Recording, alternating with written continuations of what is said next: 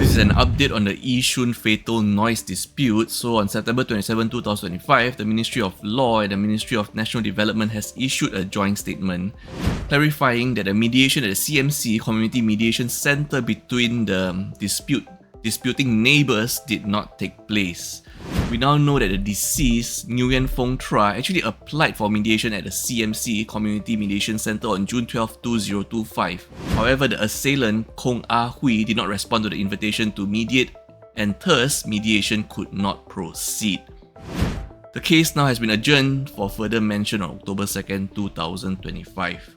Once again, a very tragic case and unfortunate. And if anyone is having any disputes with noise with their neighbours, so the steps to follow would be the CMC Community Mediation Centre to help neighbours talk and mediate and solve disputes with trained mediators. And if that doesn't help, the next step will be the CDRT.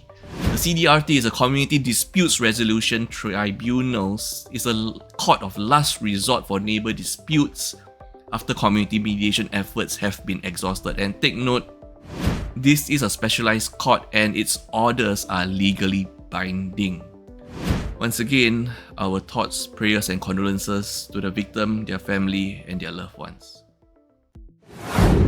This is a news that a lot of concerned parents in Singapore might want to take note. So on September 29, 2025, Singapore Ministry of Health MOH has just issued a notice of intent to suspend Cordlife Group's cord blood banking services for 1 year. This suspension notice of intent comes after MOH found serious new lapses in operations during a follow-up check in July 2025. Cordlife now has 14 days to respond in writing to the suspension notice. If the suspension does goes ahead, Cordlife will not be allowed to bank new cord blood units. The company must instead maintain the safety and quality of existing units, and take note also, stored cord blood units can only be released for clinical use and assessment by a qualified hematologist who must also consult clients on risks and implications. If Cordlife continues to fail compliance, its license may be revoked. This isn't the first time Cordlife has been in the news, and this is pretty worrisome because a lot of parents nowadays are storing their children's cord blood and also cord lining with such,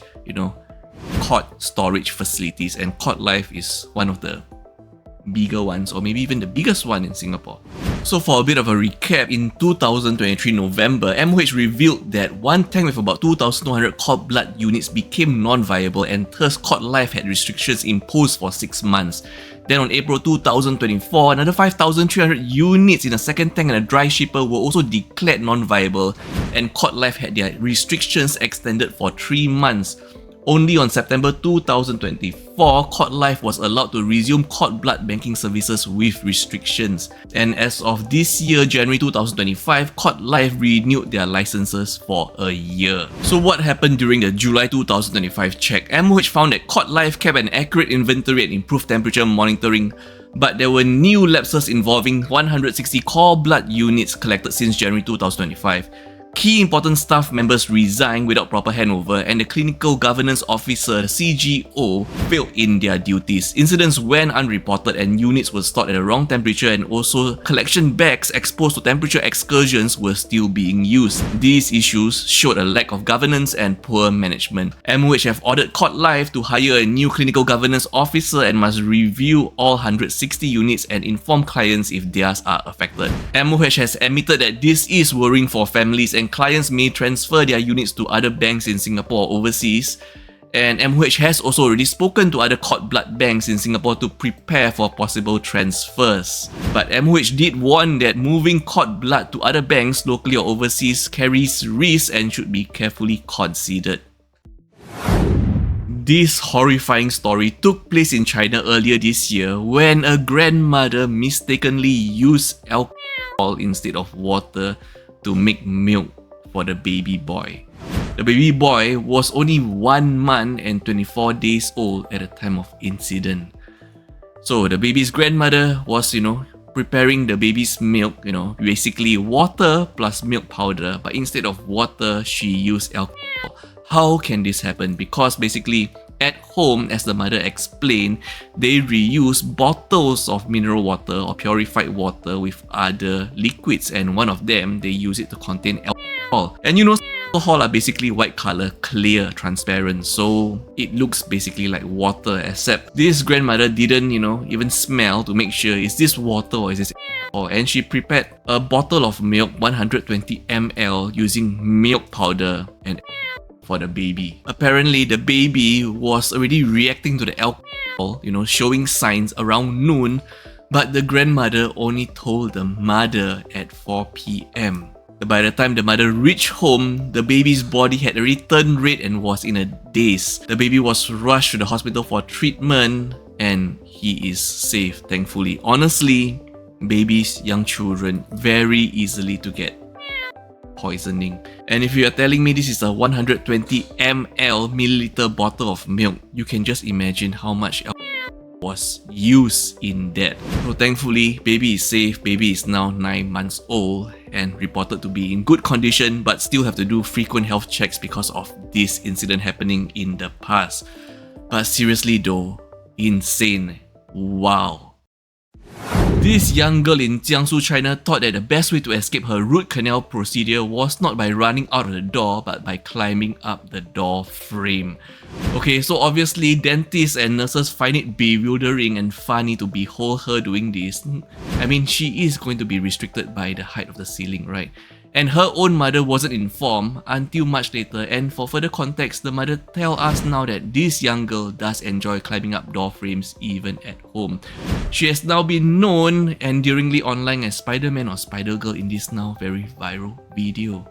The Chinese idiom goes, 好心没好报, which means you have a good heart but you don't exactly get good returns for what you do. So this poor Mr. Yin from Hunan province actually brought his son to the hospital for treatment. And then at one of the staircase entrances, he walked past an elderly man who was pushing a bicycle. And after he walked past to the man, about 3 seconds later, this elderly man actually fell down. And despite already going up the stairs, kind Mr. Yin actually turned behind, went out to the staircase entrance and helped the elderly man to get up, to hold him up. And after that happened, everything should have been fine, right? By the way, this happened on September 14, 2025 in China. So the next day, the elderly man's family claimed that Mr. Yin was the cause of the elderly man's fall. They accused Mr. Yin of causing the fall, and they claim he should take legal responsibility and even demanded 30,000 yuan in compensation. For the next 10 days or so, Mr. Yin was in severe mental distress.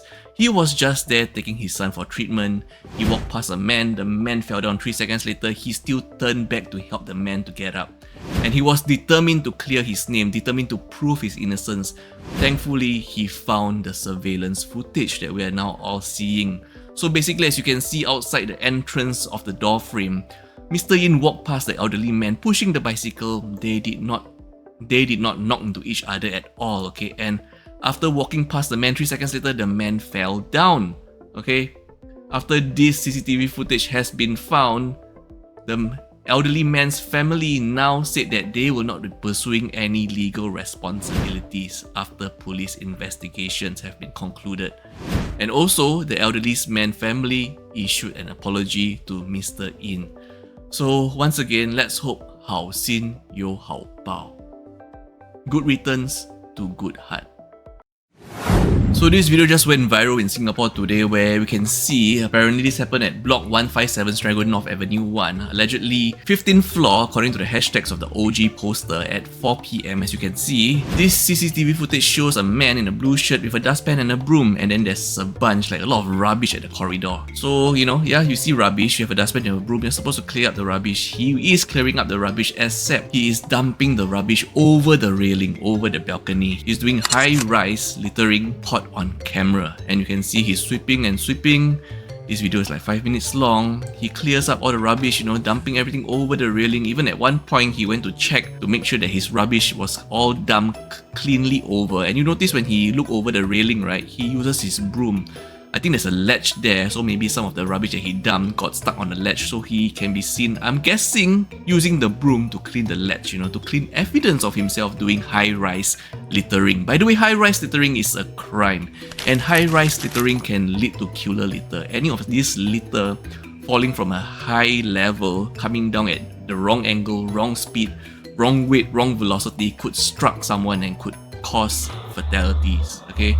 And if you are listening to the original footage, you can hear as he's sweeping all the rubbish, there's some clinging and clang, which people are guessing that sounds like glass. Yes, after he has done all his high-rise littering out the balcony, out the railing, you can see he then picks up 2 remaining glass bottles, okay, dump it out because that is really killer litter, okay. He then walked down the long corridor all the way to the end, turn left. We can presume that is where the metal chute is, and he disposed the 2 glass bottles there. So why can't he just, since he's already sweeping and cleaning up everything, why can't he just keep, sweep everything up into a plastic bag and then throw all the rubbish into the metal chute at the end of the corridor? Why can't he do that? Why must he commit crime? And then we have follow-up video now showing, taken today, this morning, 29 September.